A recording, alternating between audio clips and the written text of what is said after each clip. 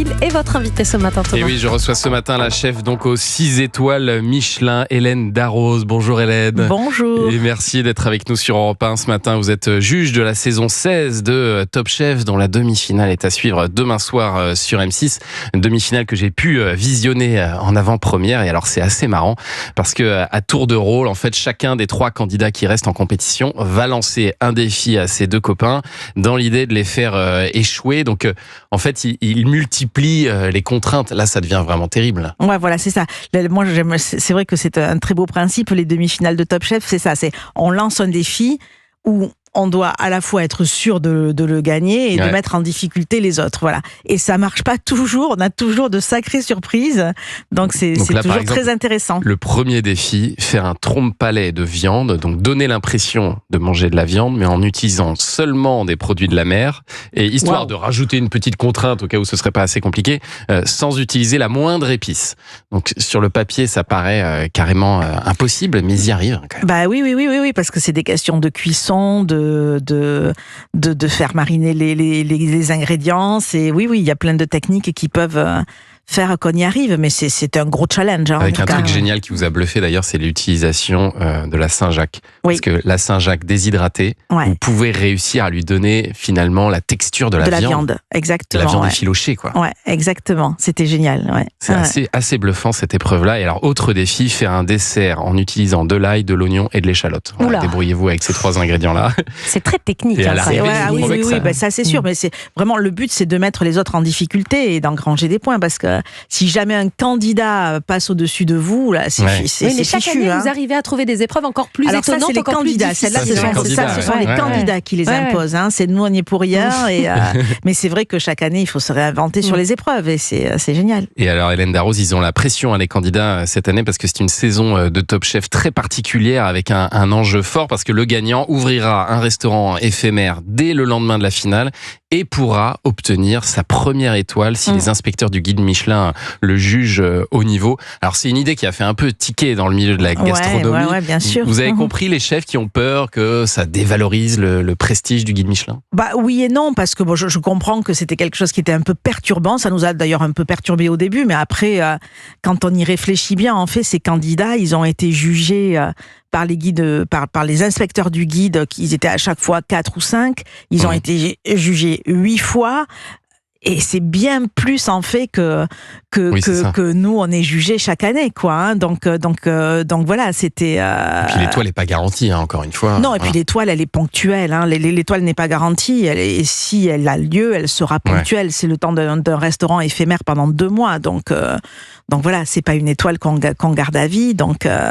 Mais c'était, je pense, très très motivant du coup pour les candidats. C'était une belle promesse très forte, mais alors étonnamment, ça n'a pas boosté particulièrement les audiences cette année de Top Chef. 1,6 million de téléspectateurs par exemple la semaine dernière. Est-ce que vous suivez vous de près les audiences tous les jeudis matins, le premier message qu'on a, c'est les audiences. Ça c'est clair. Quand même. Ouais, mais alors les audiences, il faut être quand même il faut prendre un peu de recul là-dessus, parce que aujourd'hui il y a quelque chose qui s'appelle le replay et qui est énorme, quoi. Et quand on additionne les deux, les audiences elles sont fabuleuses, parce que c'est vrai que d'abord Top Chef c'est une émission qui dure tard, quoi, qui voilà, donc on la regarde souvent en famille le week-end en replay. Est-ce qu'elle n'est pas trop longue d'ailleurs cette émission?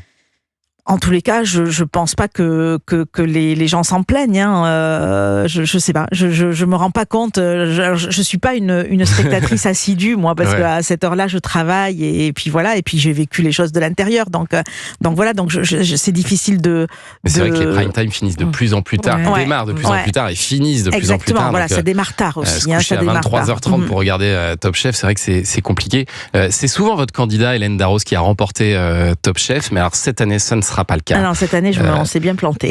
Philippine, dernière représentante de votre brigade, a été éliminée. Comment vous l'avez vécu, vous? Parce qu'on vous sent toujours très impliqué auprès de ces candidats. J'étais déçue pour Philippine. Maintenant, voilà, je pense qu'elle a quand même fait un super beau parcours. Philippine, c'est quelqu'un qui est pâtissière à la base, qui est arrivée là, voilà, un peu poussée par son compagnon Charles, ce qui était très bien. Faut expliquer, c'est particulier, mais ils concouraient l'un contre l'autre. Voilà, c'est la première fois qu'il y avait un couple dans Top Chef. Voilà, c'est Philippine et Charles, ils ont un très beau restaurant qui s'appelle le Boréal à à Paris. Ouais. Et ils travaillent ensemble. Et c'est vrai qu'elle est plutôt du côté pâtisserie. Je pense que là, maintenant, les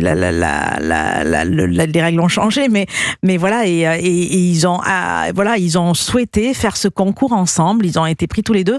Et ils étaient l'un contre l'autre, quoi. Donc c'était... Alors vous avez vu qu'il y a beaucoup de gens qui disaient que Charles était trop dominateur. Libération a même parlé. Alors j'ai pas très bien suivi ça, on m'en a un peu parlé. Irritant. Mais alors ce qui n'est pas du tout le cas. Ah non, mais c'est pas du tout le cas. Charles, il est avec Philippine. Alors il est très protecteur parce que Philippine, c'est vrai qu'elle est un peu timide, elle est un peu renfermée. Ouais. Il faut qu'elle s'ouvre un peu. Mais je pense que ça c'est bien parti.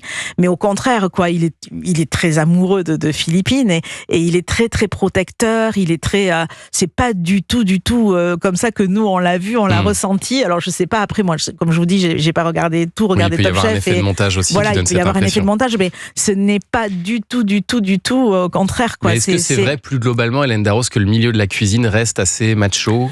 Écoutez, moi, je suis la très mauvaise cliente pour dire ça, parce que je ne l'ai jamais ressenti et je ne l'ai jamais vu dans mes cuisines. Donc, alors, certaines de mes collègues femmes ne sont pas d'accord avec moi, elles ont vécu d'autres choses, mais moi, en tout cas, je peux pas vous dire ça parce que c'est quelque chose que je n'ai pas du tout vécu et que je ne vois pas du tout dans mes cuisines. Bien au contraire, hein, je pense que au contraire, on a toujours pris le fait que moi étant une femme, j'apportais une sensibilité qui était différente et ça pouvait être très très intéressant et c'est ce qui se passe aussi dans mes cuisines. Ouais.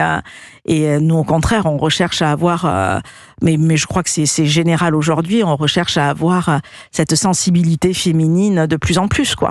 Et alors il y a un autre format dans lequel vous parlez cuisine, c'est sur votre chaîne YouTube, Hélène Darroze. Vous vous êtes lancée là il y a 2 mois, encore une nouvelle aventure avec des vidéos assez courtes, moins de 10 minutes, pour nous apprendre un classique de la cuisine. Donc on va apprendre le risotto, alors un classique, oui, un peu revisité. Un classique avec mes pâte. émotions à moi, avec ma pâte à moi, avec des petits twists, avec voilà. Mais des réalisations très soignées, aussi bien devant que derrière la caméra, parce que j'ai trouvé l'image très belle. Ouais. On sent que vous avez voulu porter un soin particulier à ces vidéos.